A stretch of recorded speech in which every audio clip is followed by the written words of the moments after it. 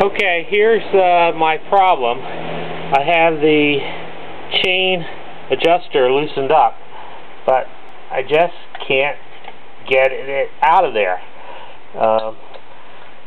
If I try pulling it out the bottom, it hits the casing down here. I try twisting it sideways.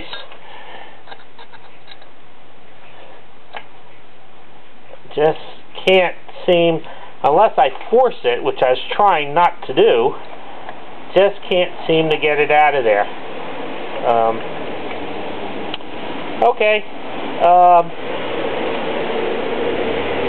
I don't know if you can see, it looks pretty worn. There are some pretty deep grooves in there, but just can't get it out. Alright, hopefully somebody will be able to help. Thank you.